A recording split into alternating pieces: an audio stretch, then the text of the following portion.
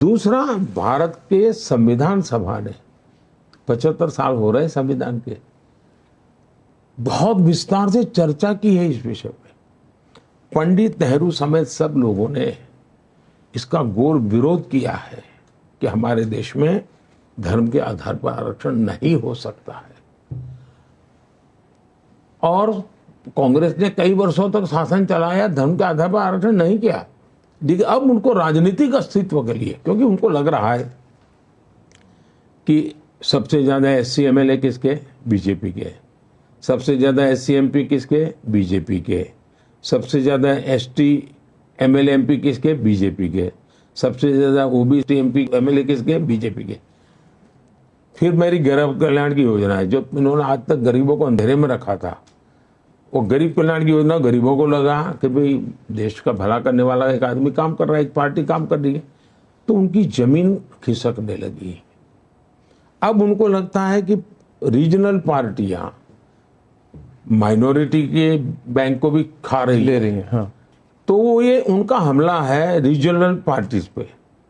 Congress party प्रादेशिक पक्षों को मुस्लिम वोट बैंक के मालिक नहीं बनना देना चाहती, तो वो मुस्लिम वोट बैंक को मजबूत करने के लिए और ज्यादा परोसना चाहती है, मुस्लिम वोट बैंक पर कब्जा करना चाहती है।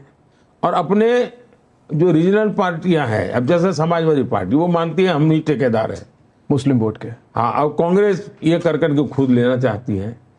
तो इस चुनाव में कांग्रेस सीटें जीतने के लिए लड़ नहीं रही है।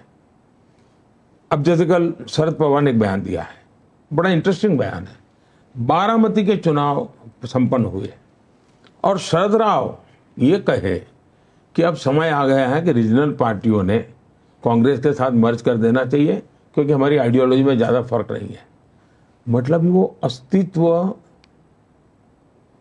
इतना खो चुके हैं कि अब उनको कांग्रेस के सहारे जिए बिना कोई चारा नहीं है।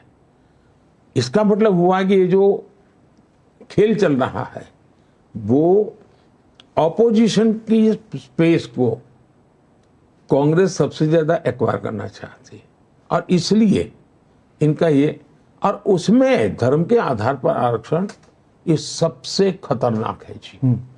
कोई देश ऐसे चल ही नहीं सकता है जी। होता क्या है जी, अगर मैं मुसलमान बोलूं तो मेरे देश के कुछ इकोसिस्टम टूर कहती है मोदी ने चुनाव में हिंदू मुसलमान क्यों लाया। हिंदू मुसलमान मोदी नहीं लाया है, आपके एक्शन में हिंदू मुसलमान है। तो मुझे देश के सामने आपको बेनकाब करना बहुत जरूरी है। It is my duty to educate the people, it is my duty to convey the people.